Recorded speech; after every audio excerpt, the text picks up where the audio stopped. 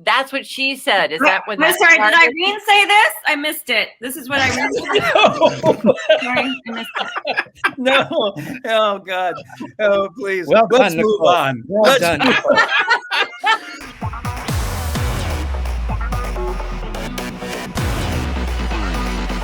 Welcome back, friends and fans, to another edition of GalaxyCon Live, where we are bringing the convention experience directly to you.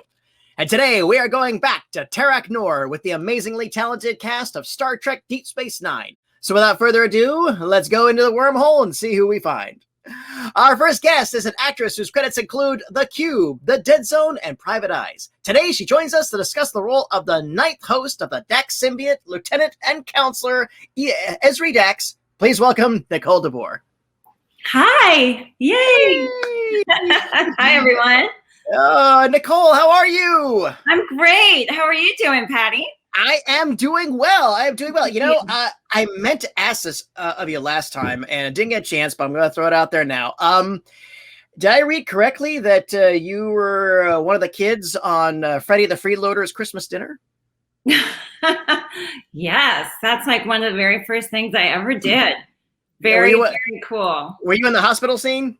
I was in the hospital scene with Red Skeleton. Yeah. It was wild. Yeah, it's just like, I remember seeing it a couple times, and then I went through a phase where I got really into like the 50s and 60s, Red Skeleton and your show of shows and all that. So I was just always a huge fan of his. And yeah, again, it was just like, oh, wow, you got to work with Red Skeleton. Yeah, I was like 10 or 11 or something. Yeah. And Vincent Price. Yes. So cool. Yeah. Yes, absolutely. So cool. I am. Yeah. Well, thank you for being a part of that experience. and thanks for joining us here. Let's bring out the rest of your castmates from Deep Space Nine. Our next guest is an actress whose work includes Back to School, Paper Dolls, and Becker. Today she joins us to discuss the role of the eighth host of the Dax symbiote, Lieutenant Commander Jadzia Dax. Please welcome back the lovely Terry Farrell. Hi, everybody. Thank you for having me, Patty. Hi, Nicole. Always. Hey, Terry. Always. It's a pleasure to have the Daxes in the house. Indeed. Terry, how have you been? I've been pretty good, actually. The weather's very nice right now. It's just the sun has started to show. So gray May and June gloom are finally over. So it feels really good. I mean, that's otherwise just also very nice to walk around without my mask on. It's just a joy. Mm-hmm. Yeah, I still wear it indoors. It makes me feel more comfortable, but I've been vaccinated and it just feels very liberating to have the freedom again. Dax is vaxxed. Exactly. That's right. That could have been a public service announcement. Absolutely, indeed. Yeah, I vax as well. It's nice to walk around without a mask. And then, curiously enough, I picked up a cold last week. So I'm thinking, Did you really? Yeah. It's a plain old fashioned cold. I know. My old catchphrase serves me right. So, Terry, welcome back. Always a pleasure to see you. Glad to see you in good health and in good spirit as always. Thank you. And next, speaking of good spirit, he is an actor whose body of work includes Dirty Harry, Charlie Varick, and Hellraiser. Today, he joins us to discuss his role as the former member of the Cardassian Order turned humble tailor, Elim Garak. Please welcome back the always awesome Andy Robinson. It's the Obsidian Order, Patty. Obsidian Order. Oh, yeah. You know. Did I say that right? Cardassian Obsidian. All right, that's right. Yeah. How are you, Patty? I am well, sir. How you doing? All right for an old fart. Not doing bad. Not bad. Is that a Dirty Harry picture you got behind you?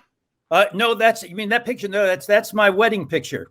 Oh my good. Okay. With Irene. Oh, all right. Well, you got the Dirty Harry hair. That's why. No, it's a hat. But that's a hat. Okay. Yeah, it's a hat. Boy, I'm down to 1,000 it's here, a aren't hat. I? Okay. All right. Yeah. Anyway, Star Trek. Nicole, Red Skeleton was one of my heroes when I was a kid. Loved him. So amazing. The fact that you got to work with Red Skeleton really impresses me. It was really, really amazing to be a little kid in the hospital, and he's doing his whole, clown thing. And I had this autograph, and He was a an great artist as well. So he did a lovely drawing of a clown and within his autograph. Oh man, Sweet. they're Clem Yeah. He's got teeth. Told me. That's it. Andrew, glad to have you back as always. Everything good in your corner of the world? Yeah. We get by. We get All by. right. Hey, like I said, we're all getting by. We're all absolutely glad for it. We're glad to have you getting by here back at the GalaxyCon virtual stage. Thank you. Yeah, wedding picture. I'll remember that next time. All right. Next, he is an actor and author whose body of work includes Beauty and the Beast, Buffy the Vampire Slayer, and the Merchant Prince novel series. Today, he joins us to discuss his role as owner of Quark's Bar, Grill, Gaming House, and Hello Sweet Arcade. Please welcome back the always awesome Armin Shimerman. Hi, everyone. Hey. Is Irene Dirty Harry in the picture? That's what I was worried about. It just looked from back here. It just looked like the hair you were rocking in Dirty Harry. That's all. Talking about mixing our metaphors. Jesus, Mary, and Joseph. Oh God. I haven't stopped laughing since Patty said it. Next time I'm over, I want to see the picture. Yeah. Make a copy and send it to me and autograph it from you and your wife. And Yeah. I like to apologize to everyone. So, Armin, how are you? I'm doing fine considering everything is well here. Yes, thank you. Good. I have 2 new dogs that are driving me crazy and I adore. We've had them for about 6 weeks, and they wake us up at 6 o'clock in the morning, but they lick us all day long. So there's no complaints. I no, absolutely did too. How is the novel writing coming along? It's a hard climb to write a novel, and I'm almost to the top of the mountain now. The first book's out. The second book is almost finished. The third book starts the moment I finish the second one. The third book is written, but I have to polish it up. It's like a performance. It's like a rehearsal. You start out with some good ideas, and then you brush them up.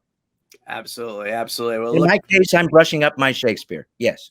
Absolutely looking forward to the next installment. And let's go ahead and bring out our final guest. She is an actress whose roles include Dark Angel, Torchwood, and Family Guy. Today, she joins us to discuss her role as Colonel Kira Nerys. Please welcome back Nana Visitor. Hey, everybody. Hey. Hey, Patty. See you. How have you been? I'm good. Yeah, everything is good. Indeed. Yeah, we are. Well, Fine. Everything's fine. It's fine. It's all fine. It's all fine. It's all fine. Have you seen the lovely wedding picture Andrew has on his wall? So my ceiling fell in. If you hear noise, that's what it is. They're fixing it right now. Yeah, I decided to clean the bathroom upstairs, and the dining room ceiling went. Yeah, there was a burst pipe. Yes. Oh no. Oh God. Yeah. Oh no. Yeah. Just when it was like one of those finishing touches in a cartoon where you go, and this is the last thing I have to do. Crash. Oh boy. Oh my word. Yeah. Were you in the other room when it happened? Were you in the bathroom when it happened? I was upstairs, and then I came down and I was doing other things. And Matthew had no idea. My husband had no idea what was going on because he suddenly just heard me scream because it was just water pouring down. Just pouring down. Wow. Yeah. How are the monkeys? Is that where the no? Everything it's not. is saved. It is where all the monkeys are, but the not real ones. No. I was wondering. It's a chandelier. No, I always wanted a monkey. And when I lived in Vegas, there was a pet shop that had monkeys. And I used to go and hold one. I just, and they, here she is. We have to take him out. And he'd be in a little diaper. And it just, oh my God. Oh my gosh. Yeah. Yeah. But I don't have real monkeys, so I make do. All right. Well, given that unfortunate accident, it's probably just as well. Yeah. I was like, well, friends. Friends, once again, welcome back to the GalaxyCon virtual stage. As always, we're looking forward to the day we get you back on our physical stages. In the meantime, we have this electronic format. So glad to have you all back once again. We are good to go on audience questions, so let's go ahead and just jump in our first one. And this comes from Serenity. She wants to know, aside from Star Trek, what would be your favorite sci-fi property?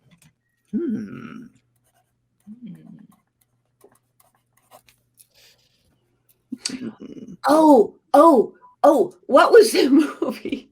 It starts with I think it starts with an I. This is my brain right now. But it's dreams, people going into dreams, different levels of dreams. Oh, yeah.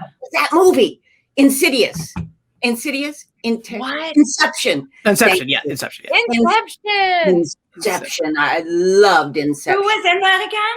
Oh God. Not Leo. DiCaprio. DiCaprio. Yeah, Leonardo DiCaprio. Yeah. Leonardo. Yeah. And who was the woman that starred in it with him? Was it red hair? Was it Oh God, this is terrible. This is awful. No. Young. That's what I'm supposed to do. That was a cool. All right, I'm looking it up for us now. Okay, because it has been a long time since I've seen it myself. So yes, it was Christopher Nolan directed, and starring Leonardo, Ken Watanabe, Jessica Gordon-Levitt, Marianne Cotillard, Elliot Page. Marianne Cotillard. Yeah. Yes. She's wait a minute. Christopher Nolan, didn't he do Sweet Tooth? He did the Helix. I just saw Sweet Tooth, and that's amazing on Netflix. He might have. Oh. His main thing was that he did the Batman trilogy, the one with Heath Ledger as the Joker. That's the one that really put him in that. Although he had done fantastic work before and after that. That's the one he's most identified with. Okay, this is really, is that sci-fi? Works sci-fi to me, sure. The Man Who Fell to Earth, which is David Bowie, and it's kind of based on this Robert Heinlein novel that I loved a lot called A Stranger in a Strange Land. That was wonderful. Wow. Yeah. Do you mean like be in it or like act in it or like live in that world? Because listen to their answers, Nicole. Well, yeah, you can determine how you want. I mean, if you have a favorite sci-fi property, but maybe it's your favorite because, wow, I'd like to live there, or maybe it's like, you know what, I'm happy observing that world. Because does the Matrix count? Because I'd like to be in the Matrix, but I wouldn't really like to have that become my daily reality or anything. Do you know what I mean? Oh, assuming you could break the rule. Like she wants her cake and eat it too. So typically, Nicole. Act in the Matrix, but not really always. We're in it right now, though. I want to jump on Nicole. That's it. We are. We're already in the Matrix. So to quantify it, you want to be in the Matrix world, but only if like Neo and the other protagonists, where you could kind of go against the rules. If I got to play Carrie-Anne Moss, I'm with Nicole. Yeah. Yeah. Oh, we can take turns. We've already done it. Totally. That's right. That's right. There is you share a precedent. You start it, and then we'll take the fabric from your outfit and we'll just make it tinier, and then I'll pick it up after, but then we can just keep going and whip it because it's the Matrix. You know? I'm not big. I'm tall. Shorter, just tinier, like down, like little. And then, but we could probably do other stuff with it because it's the Matrix, you know? Which they're revisiting. Part 4, I think, comes out in the next 2 years. So. Oh, shoot. We got to get on that. I'm more of a fantasy fan because I can't really think of one on my own. Well, what's a favorite fantasy film then? Well, right now I was just totally loving Sweet Tooth, which I was really shocked I would like because I was like, I don't know. But then my sister was like, you have to see this. And it was like, it's really good. Oh, it's really good. I really enjoyed it. It's a really good. The original comic series is quite brilliant, and they've done a very good job of adapting it. Yeah. So, absolutely great at that. So high-end production. Looks you great. got one? I can answer all the boxes that Nicole listed and Terry listed.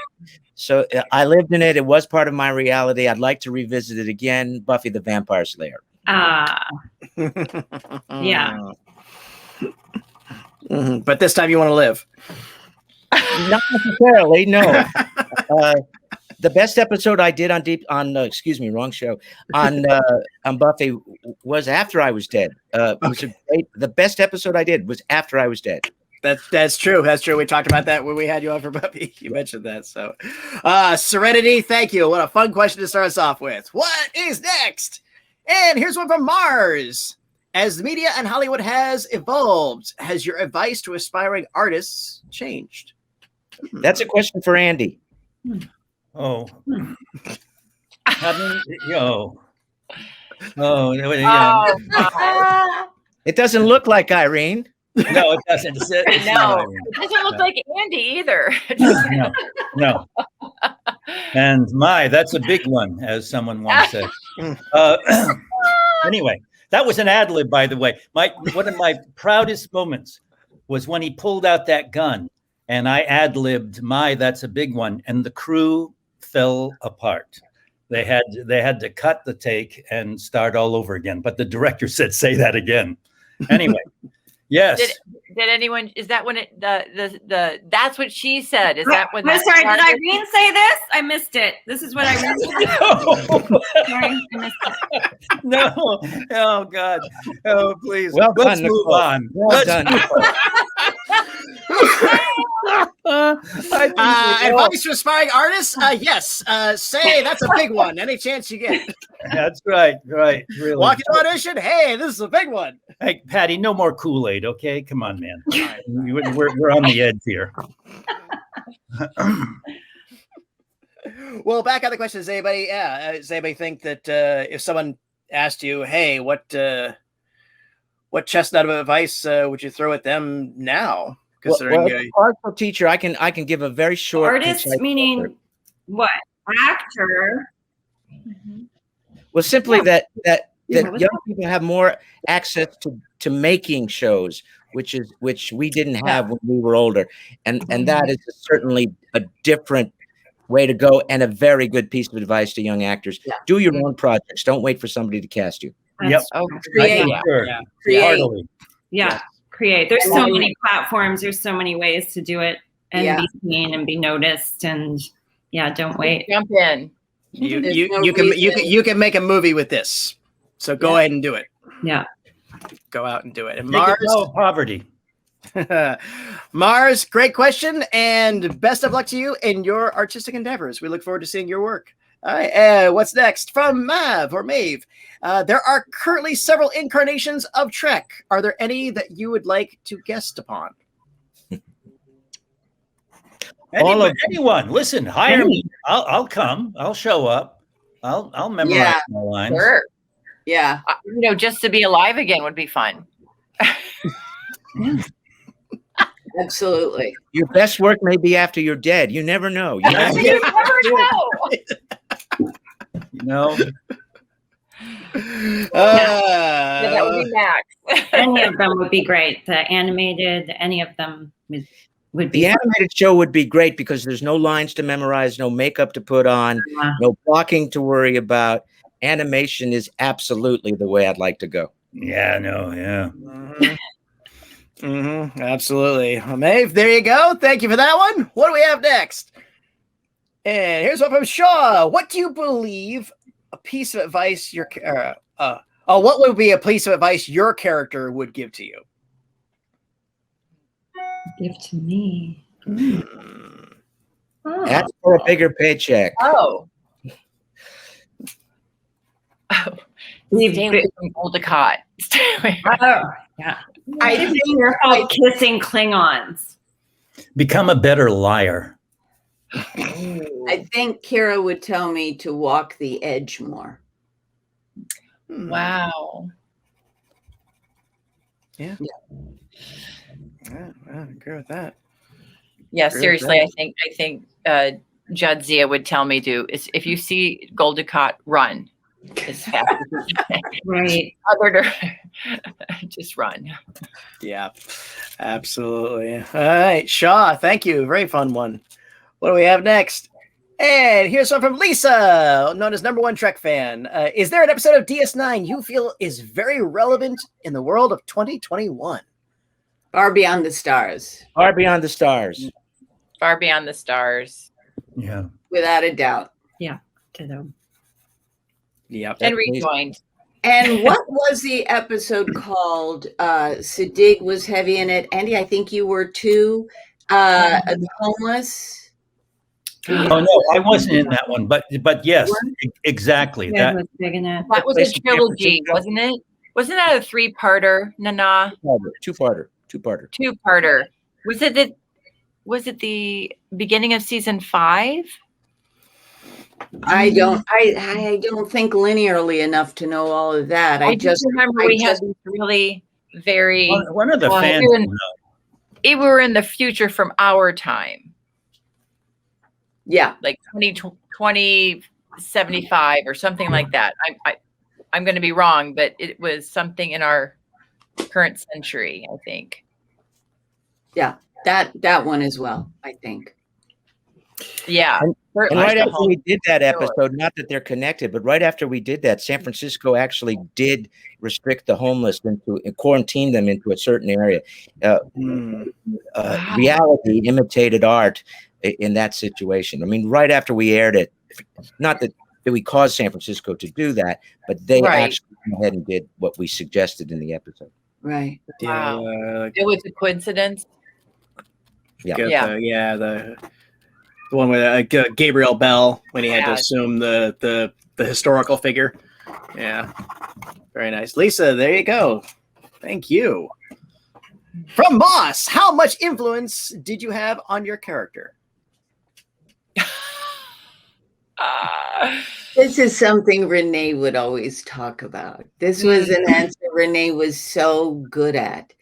It's really you're holding hands with the writers. It's a dance. You know, they give you the words, you give their words back to them with you in them, and then there starts to be an influence both ways. And that's what I found. Yeah, I would totally agree with that, and I would add. I don't think the writers ever asked me, although I tried to tell them many times what I'd like to see done with the character.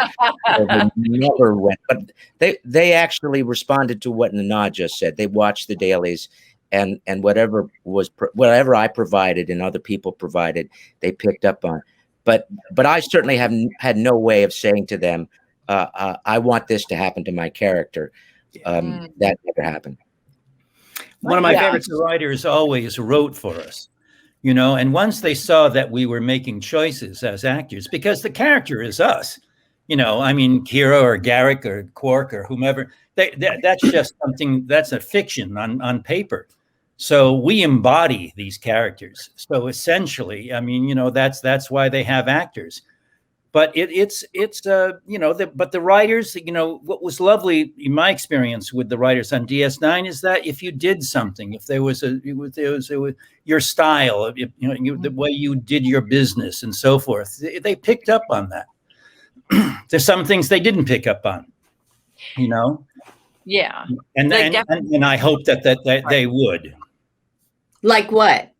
Well, like you know, Garak's sexuality. I mean, from the beginning, I thought I made a very strong choice as to Garak's sexuality vis-a-vis Dr. Bashir, and you know, they didn't pick up on that, but they did pick up on the relationship, for which I'm eternally grateful for.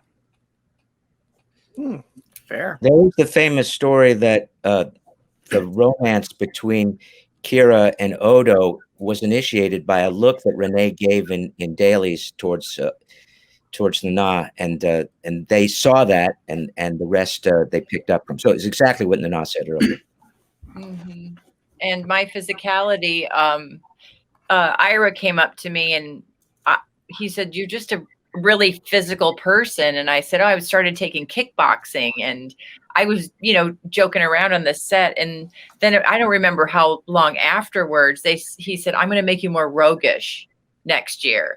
And so he did. And so I started doing a lot more Klingon battles and stuff like that. So even just how you're moving, and there's just things that happen. I mean, I'm sure they probably had the whole Dax and Worf thing kind of outlined, but we thought we were really clever, Michael and I, like, let's flirt with each other and make it look like something to hopefully get them to write for us. Yeah. So who knows? No one's told me that wasn't helpful. Armin, you and I did that, right? Yes. And look where it got us. Is that why we don't have an 8th season? For God. That's why. Haven't we all played with your ears? Yeah. Or was it just me? Not when That Kitty was around. No one was allowed to touch my ears if Kitty was around. Not your ears, Quark's ears. I know That's that. what I was saying. That is what I'm saying, Terry. That is Oh what my I'm saying. gosh. You scoundrel. You know I would never do that. Yeah, and this, and again, this of course, the great TV series. Like, yeah, that first season, the writers are trying to figure out the characters. You as actors are trying to figure out your take on the characters, and it's always nice we see the evolution. Exactly, as I said, the symbiotic relationship when a good writing team picks up the leads. I didn't know they could do that. I didn't know they could do that way too in the fusion, and. Armin, I always love the story about when you had lunch with several of the writers. Just asked, how smart is this guy? Because and it was a nice way of telling them you're inconsistent. Sometimes he's really smart and clever and devious, and sometimes he's a cartoon. Yeah, that didn't get me very far. As I said, all my suggestions to the writers were for naught. I did learn something from Ira in the last year or so, which was they had realized that either I couldn't or I wouldn't do physical comedy. And so they said, you know what? When we want to have physical comedy from one of the Ferengi, let's give it to Max, who was genius at it. And they realized that's the person to give. So again, they learned what I couldn't do or wouldn't do. And they knew that Max could do it. So they gave it to him. I thought one of the most amazing things, Armin, about you was that you're 8x10 in character. You're Quark in your 8x10 picture, but you are burning the camera like James Mason. It's like you are so suave and sophisticated, and you have all this makeup on. It's like it just went right through the makeup. I love that. No, I think you need glasses. You need to go to the vision. No, No. I saw the mask, but I saw through the mask to you, or actually you allowed me to see through the mask. That's incredible. Thank you. That's very kind. But I'm sure Andy and I and Renee would say, with our face covered, all we had left was our eyes. And so we had to act with our eyes almost all the time. Here's one from Sean. What has been your favorite non-Star Trek project that you have worked on? King Lear.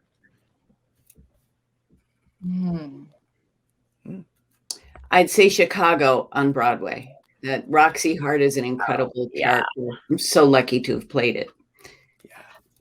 I've been fortunate to, a lot of stage stuff. And of course, I loved doing Dirty Harry. I had such a great time, and I had such a great time doing, Hellraiser. I mean, because it was like they were so outlandish and so far away from me that it was just, just an act of complete imagination.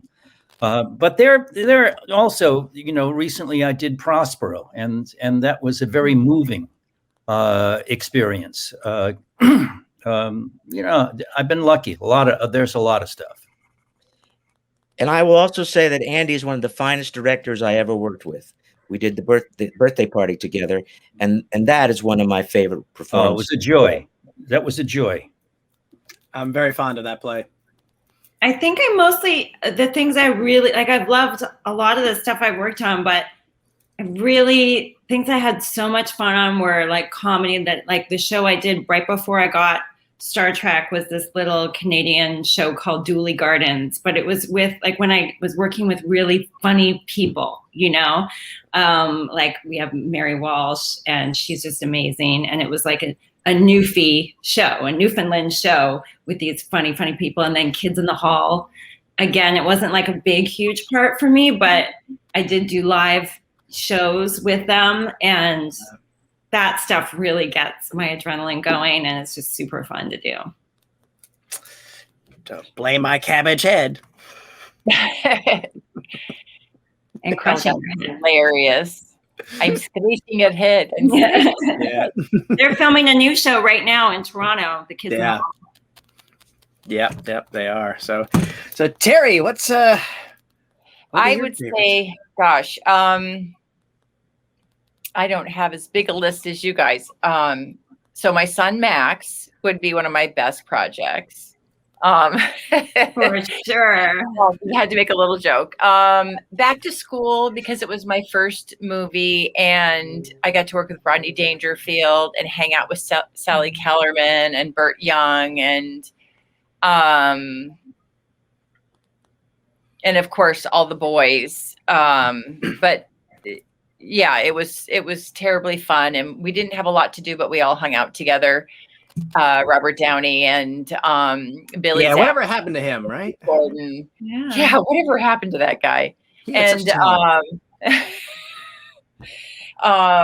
And Becker. I mean, that was a big switch. It was sort of I think the most exciting thing for me, and I wish it had happened the other way around, was that because it was a live audience, I wish I had, and the writers, I wish I'd had that experience before Deep Space Nine. Because I couldn't really appreciate how appreciate our writers on Deep Space as much. Not that I didn't appreciate that they were writing, but when you're on a half-hour sitcom, you see your writers many times a day, and you're working with them all day. So your relationship, you understand better how you work together. And starting out with Deep Space Nine, it felt more like, here's what you say. This is just what you do, rather than understanding that you can contribute and collaborate, even just to have lunch and have ideas shared. So I wish they wouldn't have been so far away, but it was the nature of the show, just the nature of the show. It was the culture of the show. Sure, Yeah. why don't you put it up in the office, far away from us too? Now, why don't you share the story of that Christmas party we had when Ira brought all the writers onto the Quark stage? Oh my God. Ooh, So I haven't heard this one. All right. Dig and I organized this Christmas party, and we decided there should be a talent show. Everyone has to do something. Everybody came with something to do. Sadig made this very elaborate little video for Michael Dorn because he had just joined the show, and that was hysterical in itself. But the writers did a game show, and there were 3 contestants, I believe. Help me, Armin, if I'm not saying it right. And there were 5 writers on stage, and I was the first contestant, and they said, name the writers. I couldn't name one. Oh my God. I could not. I had no idea, and they knew it. Of course, and that's what Terry said. It's not that we didn't know them. It's that they were never there. It's what Terry said. Yeah. Right. Yeah. We didn't know them. We didn't know who the writers were. We didn't know what they looked like. Right. And which one was which? It was Right. like, oh, I thought that one was Ira, and that one was Robert. Which one's Renee Echeverria? His name right? And one of the 3 contestants was the executive who hired them. Oh my God. What's his Oh name? my God. That's just Anyway. cruel. That's just wrong to put you in that spot. Oh my God. It was pretty It's funny brilliant, though. though. That's funny. It was a fun show. Armin, what was your talent? What did you do? I sat and watched You sat and watched, you devil. and Me kept quiet. too. I didn't have one either. Ooh, I feel like we avant-garde. want to take it away from the crew. We did it. They had to watch us all the time. The crew performed too. They did stuff. Yeah, too. no, that was like, that's the fun part, was watching Yeah. them, because Yeah. they were always What was it watching us. for? Why did you do this? As a Christmas party for the crew. Oh, we didn't have that the year I was there. No. It was usually a gift, and Nanan said it was their turn to organize the gift. The first year it was I organized the gift, and then it got passed on. And then the next year, I think it was Renee. I don't remember who was after that, but you take on the responsibility of calling the person who helps get the gifts. Right.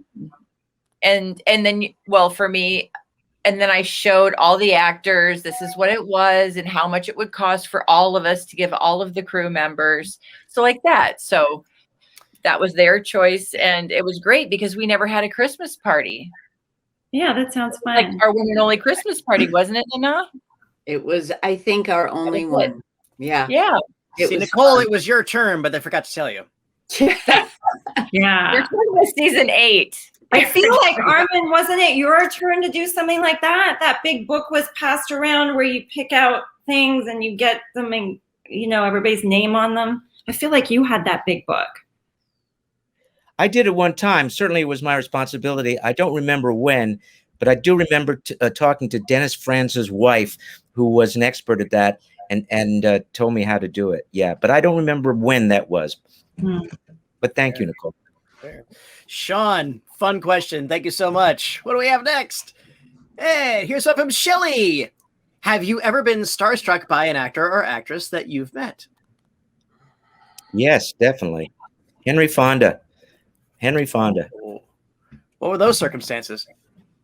I had just opened a Broadway show, St. Joan, and we were having the opening night party at a place, and Henry Fonda walked in, and I was just gobsmacked, and I was sitting with a wonderful actor who was my mentor in New York.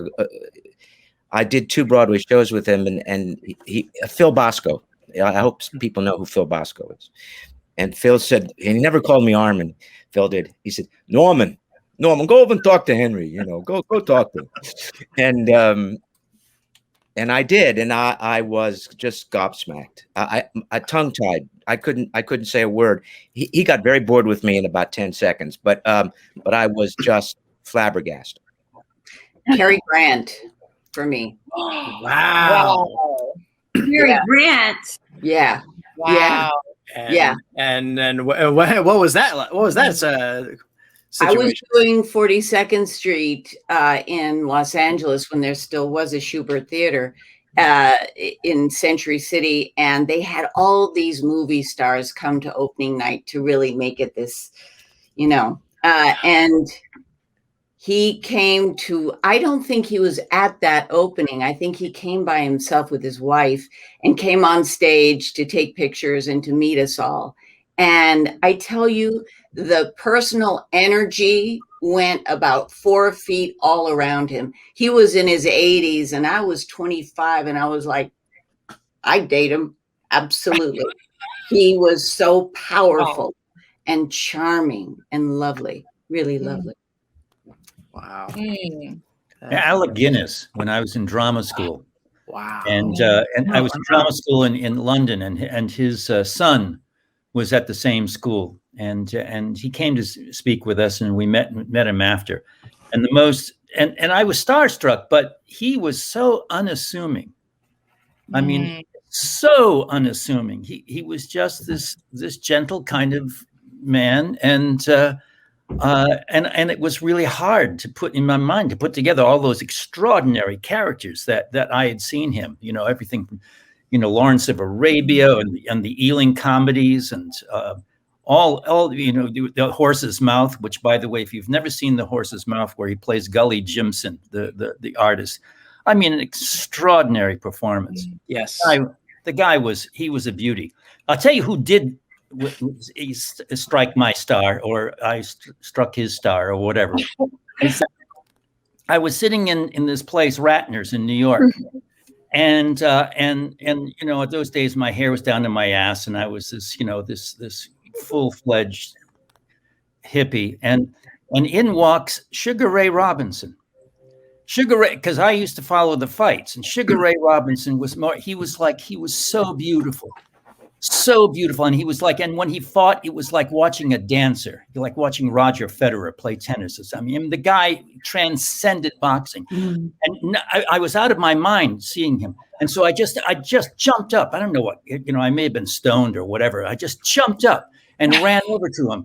And I just stood there looking at him. And he was surrounded by all these other black guys. And they're all wearing black suits with, you know, and ties, and they were all nattily dressed.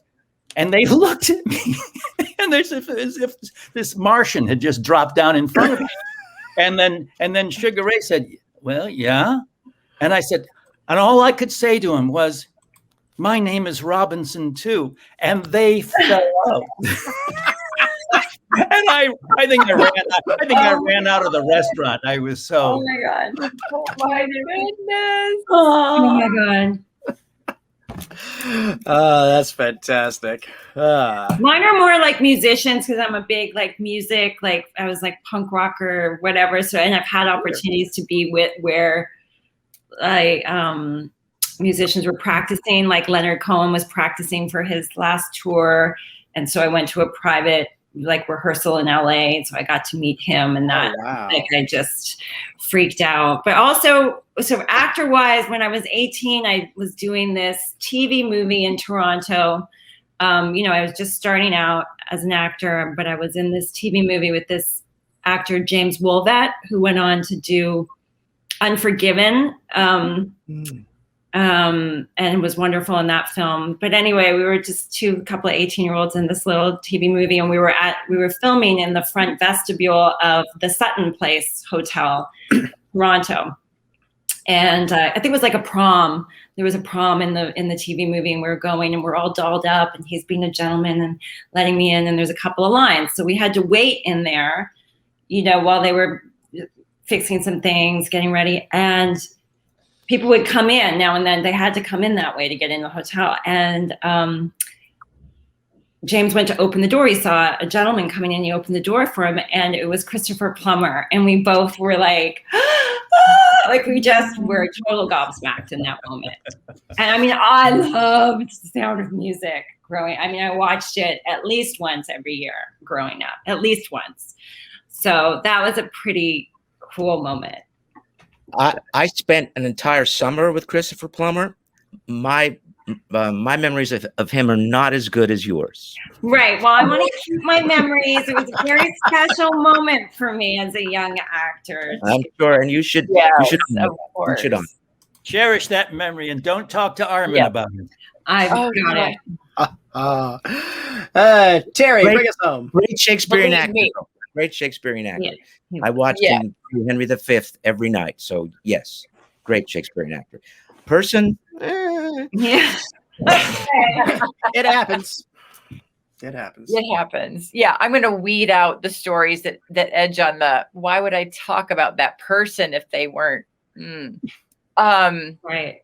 I was shopping in New York, and I'm in the changing room. I was in Armani in New York, and I was just trying I had been trying an outfit on, and I just got the shirt on, but I don't have pants on. And I heard Lauren Bacall's voice.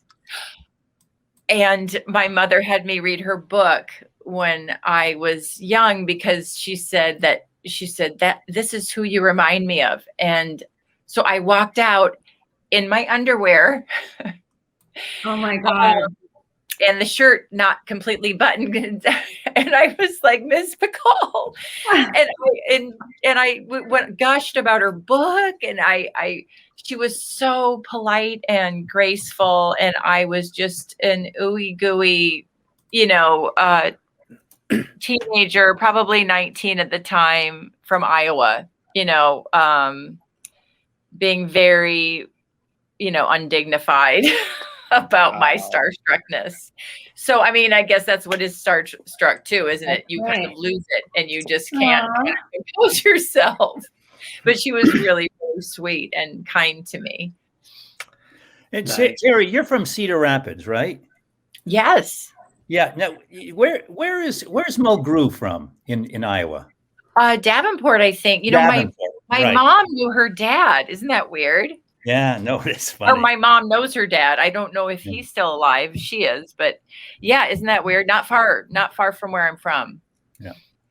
Nice. It's in the water. Shelley, great question. And I was thinking if I had an answer myself, and this is true, and it's not because you're all here. For me, it was Renee. When I got to host him several years ago, it was when I just started doing this hosting, moderating type stuff. And I was fully aware of his body of work, everything from Baba Black Sheep to King Kong to his animation to working with all of you. And I was just, and he was so kind and so generous, and he was thrilled to answer questions about working on Wonder Woman and everything else, and yeah, the hour I spent with him makes me so envious that you all got to spend so many seasons working with him.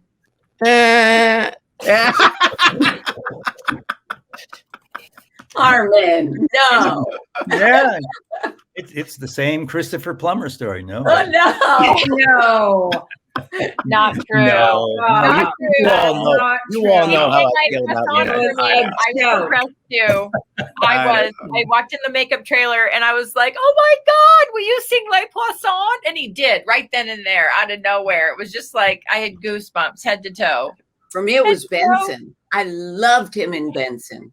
Oh, So yes. good. He was so funny. Good. I slapped Benson. Wow. Yeah. Yeah. What? And Oh, some other, what was that? There's some other Star Trek. What's it called? The Outer Limits. I did an Outer Limits where I was working with him and I had to slap him. I was like, I can't do this. I cannot do this. oh, And he was like, my. do it. Just go ahead. Do it. I'm like, okay. Friends, as always, it's been an absolute delight. Any final words for our audience before we take our leave? Goodbye. Love everybody. Yes. Lots of Much love. love. The words of the writer, ladies and gentlemen. Stay healthy. Stay healthy. Yes. Amen. Enjoy to the that. summer. Summertime's here. Have a lovely summer. Absolutely, absolutely. Healthy, lovely summer. Enjoy. Once again, it's been my absolute pleasure to host you all and serve you all today on the GalaxyCon virtual stage. Thank you for joining us. Thank you, our audience, for joining us. And thank you for those great questions. Hope to see you all again soon. Until then, bye-bye, everyone. Take care. And remember, smiles are free. Spend them often.